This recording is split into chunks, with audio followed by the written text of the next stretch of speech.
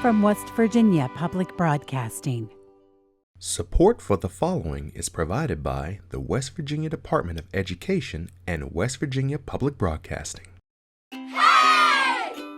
Hey everyone, it's Education Station, the show where we invite teachers from all across West Virginia to submit videos of themselves teaching their favorite lessons. In today's episode, we've got 3 exciting lessons about math, reading, and science. Well, hello and welcome back, everyone. I'm your host, Alex Milanese, and we're kicking off today's episode with an exciting math lesson. The students from the Ben Franklin Career Center are going to show us how math can help people in the real world work with sheet metal. Let's check it out. My name is Chase Bailey. I'm in the HVAC class. Taking this class, I would never not have a job. I'd always have a job. I'm Eli Roncaglione, and I'm in HVAC and sheet metal. We build a variety of things like ductwork systems, stars. We've done dustpans, funnels, about anything you can make out of sheet metal, even ductwork up here.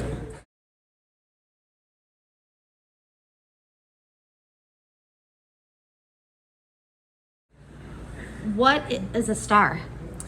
Well, Sorry. it's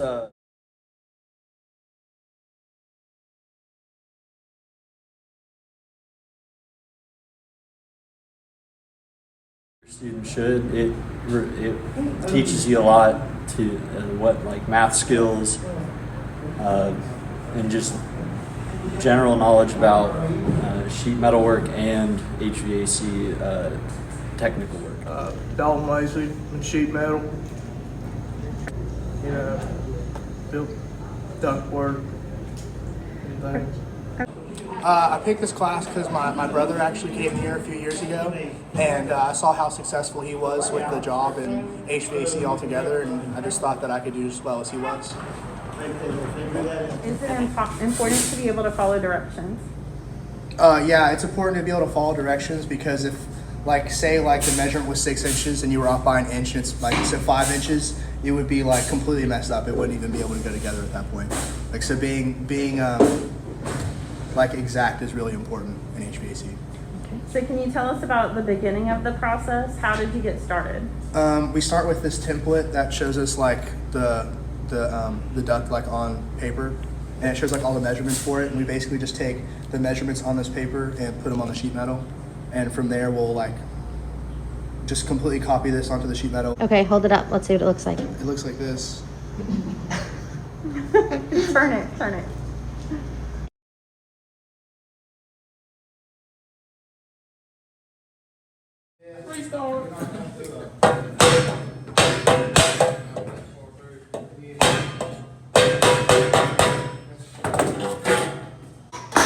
This is what we started with. That's this one. Okay. We'll start with that. So the first thing you do, And it tells you all the dimensions and everything. right, and then you draw it. You draw it out on this How? with a pencil and that. 1 3/8. You'd find your 1 3/8. That's your first measurement, and then you would mark it right there. And then you would add your 3/8 to it to get 1 6/8, which you would scoot your ruler over. And then you'd find your 1 6/8, which would be right there. And then you mark also right there to get your second measurement.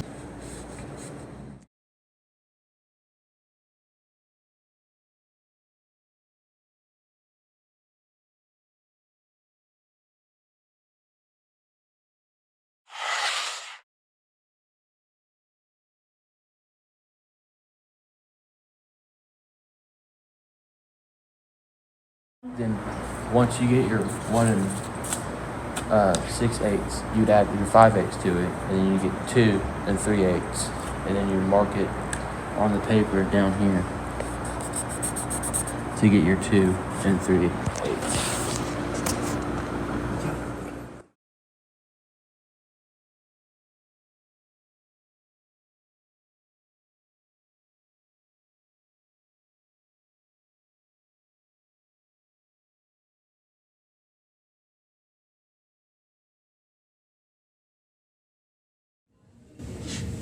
3/8 plus 5/8 equals 8/8, which equals 1 whole, and then 1 plus 1 3/8 equals 2 3/8. Ta-da!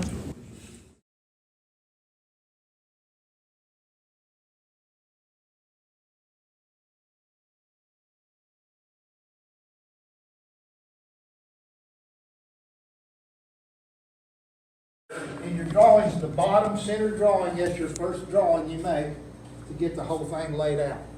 This is half of the fitting. This is like a top view. This is like a top view of that thing looking straight down on it. Okay? So this is half of it. It's 4 inches this way. We drew 2 inches. It's 6 inches this way. Right? So we got a center line. Okay? We drew our circle. Okay? This is a 3-inch pipe. So everything laid out from corner A. Once we establish that, you can make anything. Just get your corner set. And then everything just swings from there. Finished product turns out like this. We turn the drives. The drives allow us to fasten it to the duct in the system.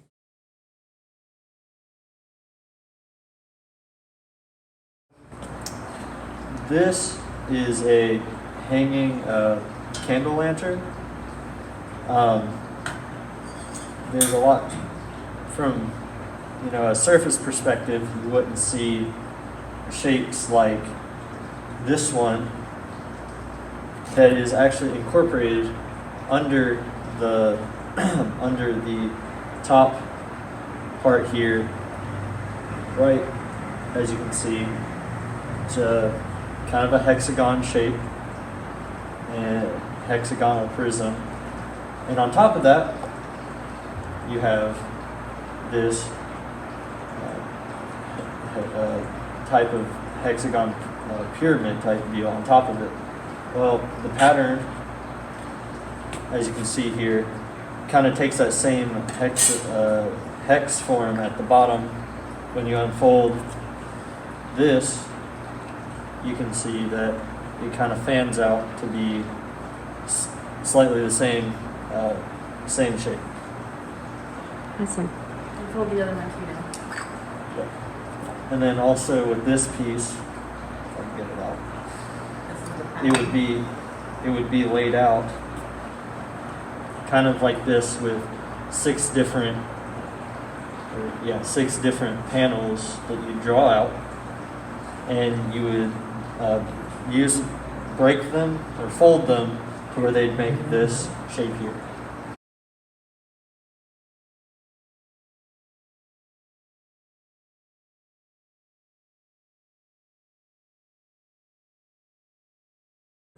So on these type of pieces too, we kind of have to do some soldering work, or melting metal to hold it together. And in these corners here, you can see where it's been melted to hold those corners in.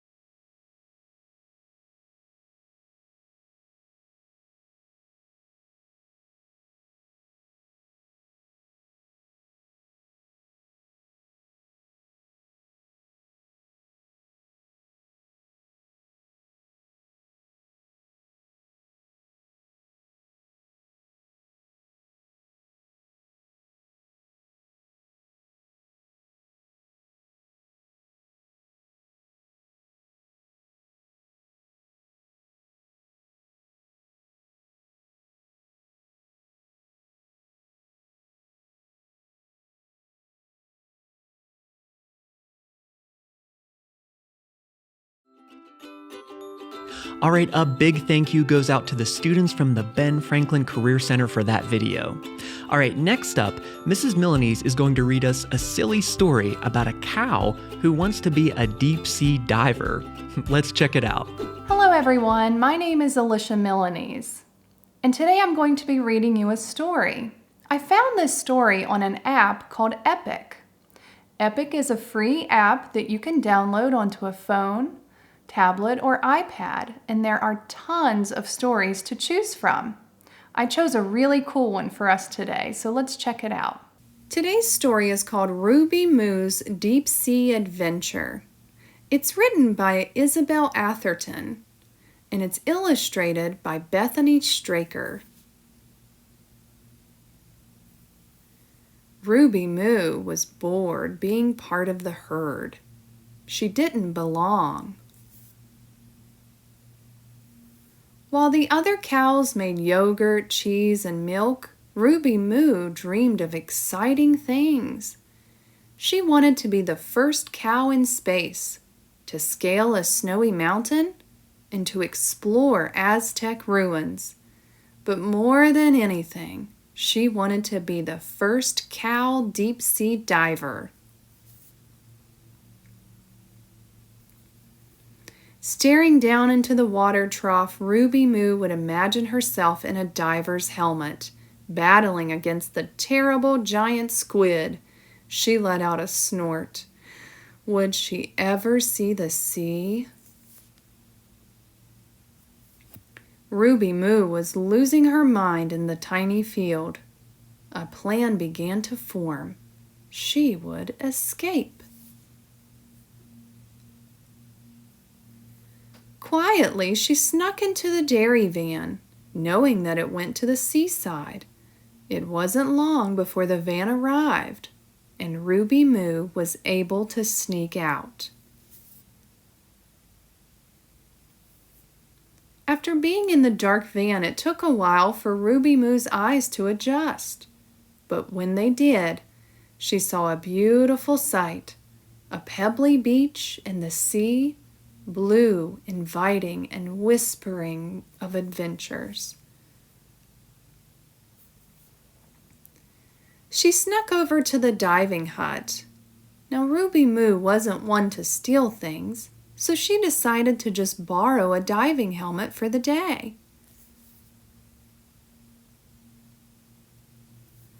Putting on the helmet, she waded out to sea. Ruby Moo's adventure was about to begin. Who knew what discoveries she would make? Floating in the water, she saw brightly colored fish. An eel wrapped itself around her helmet, but Ruby Moo just gently brushed it off. I bet all of those fish are wondering, what is a cow doing down here? How silly of a book is this? Diving deeper, the water became darker and spookier. There in the gloom, she made out the shape of a shipwreck. Ruby Moo was excited by the possibility of finding some treasure. Finding a hole in the ship, she squeezed in. Seaweed tentacles reached out to grab her, and small silvery fish dashed in and out of the portholes. Swimming from room to room, Ruby Moo couldn't find any treasure. But she was having so much fun, it didn't matter. She was the first cow deep-sea diver. Then something slippery curled around her legs. It was the giant squid. It had fearsome teeth and glinting eyes. Ruby Moo was terrified. The squid came closer. Ruby Moo shook with fear. She was about to be eaten in one gulp. Then, suddenly, the squid spoke. "Hello, would you like to play a game of chess?" What an odd thing to happen. No one would think that a squid would want to play chess. And Ruby Moo was shocked too. A shocked Ruby Moo didn't expect a terrifying giant squid to play board games. After 2 games of chess, followed by a bounce on the squid's trampoline, they called it an afternoon. Exhausted from all the adventures and fun, Ruby Moose swam to the shore. She put the diving helmet back where she found it and snuck into the dairy van. Back home, the dairy operations continued. If only the other cows could have seen her exploring the shipwreck and playing chess with a not-so-fearsome squid. Ruby Moo decided that from that day on, she would never give up exploring. Next stop, the moon. The end. Thanks, Mrs. Milanese. Now, for our final segment today, Miss Sinisi is going to share with us a science lesson about the greenhouse effect. Let's check it out. Today's video is on the greenhouse effect. It's kind of going in line with the simple physics videos that we put out. The first one was on simple machines, then energy, and this one is on the greenhouse effect. So the first thing we want to know is, what is it? And it is a process that occurs when gases in Earth's atmosphere trap the sun's heat.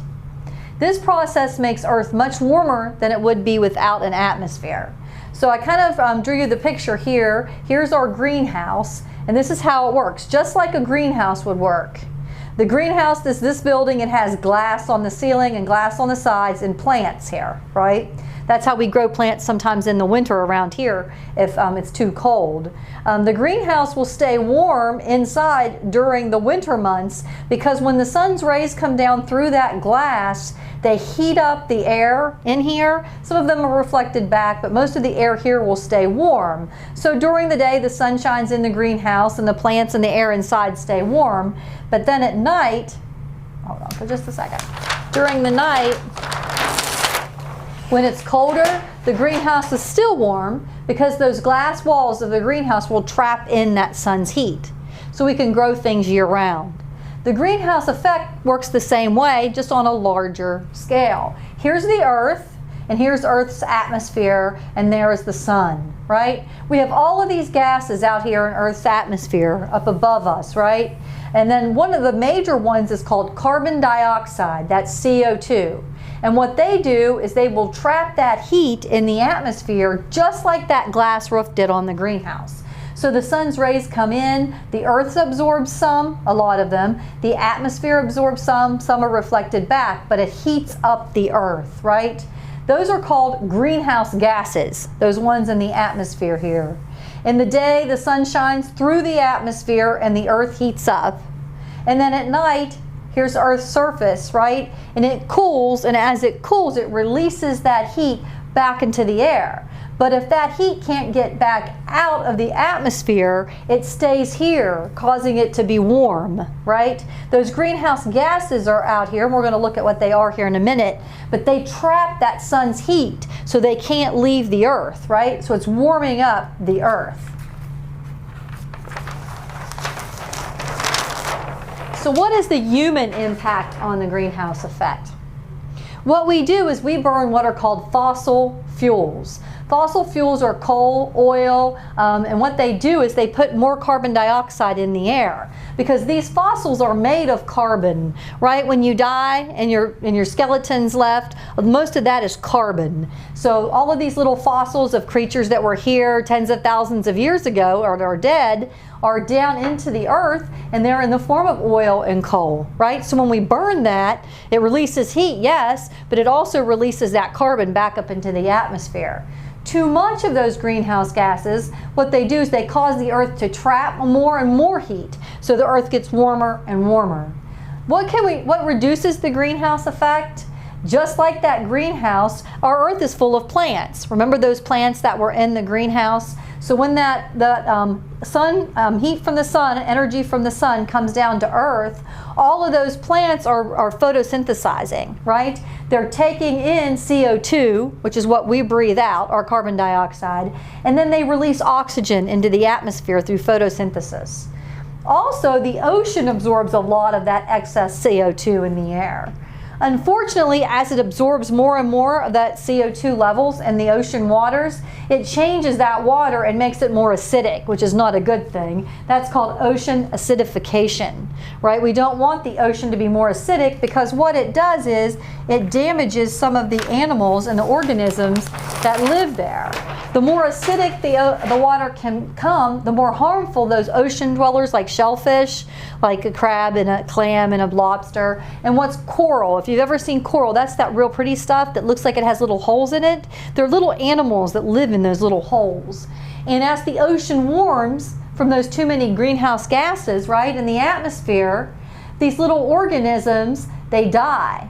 And so those warmer waters are what's caused, the main cause of what's called coral bleaching, because they lose their color once they die, once the animals are gone from that pretty coral, right? Let's look at a few numbers and statistics.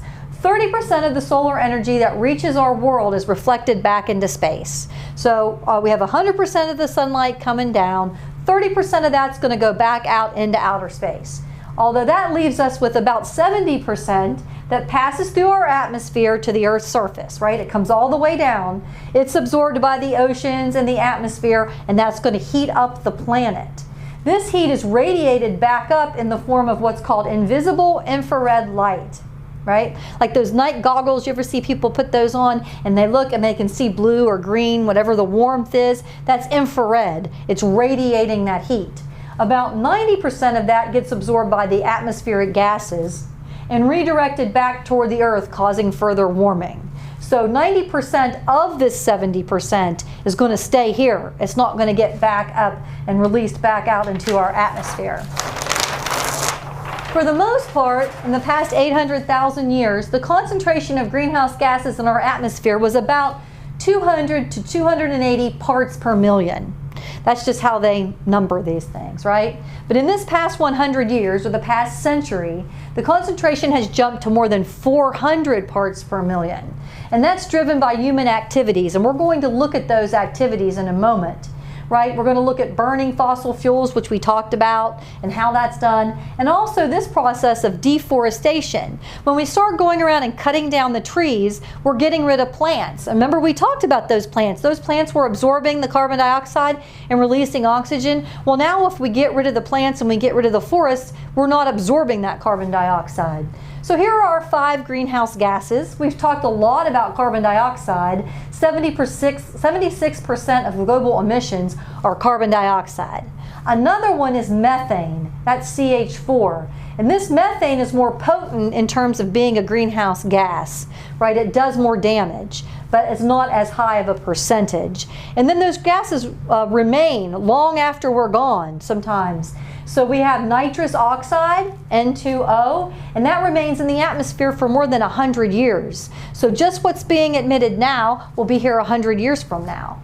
And then we call what are called fluorinated gases, CFCs, chlorofluorocarbons. Remember they used to tell you not to use aerosol spray? That's what was in the aerosol spray, that chlorofluorocarbons, right? And those are emitted from manufacturing and industrial processes. And the last one isn't something that you would normally think of if you think of a gas, but it definitely is water vapor. There's a lot of water vapor. In fact, it's the most abundant greenhouse gas overall that's up there in the atmosphere. But it's not linked to human activities like we can link these two, right? But it's rather linked to the warming that results from the other greenhouse gases that we emit. So as all of these are heating up, these other 4, the atmosphere, we're getting more water vapor, right? Because warmer air holds more moisture. So when it rains, it's warmer, right? When it snows, it's warmer. It still may be freezing, but it's warmer than it would be because you have all of those molecules that are out in the atmosphere.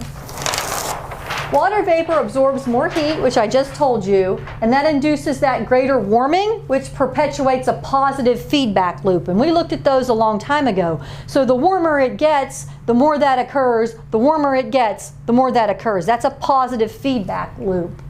So we want to know, where do the greenhouse gases come from? We have these 7 different places. These are the ones that impact your population size, So if you live in a small town or a small area, there may not be as many cars. There may not be factories. There may not be all of those things that happen, deforestation. So the larger the population, like Los Angeles, right, the more smog and the things like that we get from the cars, which means more carbon dioxide going into the atmosphere. Economic activity, your lifestyle, the things you choose to do, how much energy we use, land use patterns, technology, and climate policy. We're going to look at just a couple of those, especially since we live here in West Virginia. We're going to look at this electricity and heat production. The burning of that coal, oil, and natural gas to produce electricity, right, which is what we do here, and heat accounts for 1/4 or 25% of the worldwide human-driven emissions. This is the largest single source, right? Coal, oil, and natural gas. So that's why around here you hear people talk about scrubbers. They want to put the scrubbers on the power plants because what that's doing is eliminating some of that and changing the emissions that go into the air. But here, where we live, coal is a major, right, component of our industry and our lifestyle, and that's one of the major things that causes this greenhouse effect. Agriculture and land use. Another 25% or 1/4 of those emissions come from the raising of livestock and crops for food. And you say, well, how is raising livestock getting you emissions? Remember we talked about methane, CH4. If you have a bunch of cows, cow manure, right, cow gas, all of those things being emitted into the atmosphere, that's methane, and that's one of our greenhouse gases. If we look at industry, about 1/5 of the global human-driven emissions come from manufacturing of goods and raw materials, processing of foods, building new things, stuff like that. Transportation is a big one. Burning your gasoline and your diesel fuel in your car, in your truck, in an RV, in a boat, whatever, accounts for about 14% of those global greenhouse emissions because that's putting that back up into the atmosphere, right? Those bad greenhouse gases. Buildings, operating buildings around the world that's 6.4% of global greenhouse gases.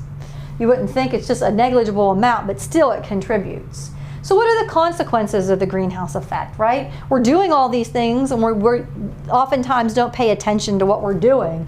But today, greenhouse gas emissions are higher than ever and they're rapidly rising because of all of the industry, because of the cars, because of the burning of the fuels. Earth's average temperature has increased by 1.8 degrees Fahrenheit, which is about 1 degree Celsius, within about with about 2/3 of that warming occurring in the last handful of decades. 10 years, so within the last 50 years, right? Handful of decades. So in the next video, we're going to look at what happens when we talk about greenhouse gases. We're warming the globe, right? How does that affect climate change? We're going to look at global warming and we're going to look at how that affects climate change, and then we'll go back and see what can we do as a population to help save our planet, because it's very important, because not only do we live here, but as you get older and you get married and you have kids and those kids have kids, they have to live here too. So we have to make sure that we're treating the planet in a correct way. Thanks, Miss Sinisi. All right, well, that wraps up everything for us here today on Education Station. We want to thank everyone who shared their awesome lessons, and we want to thank you for watching. We'll see you next time right here on Education Station.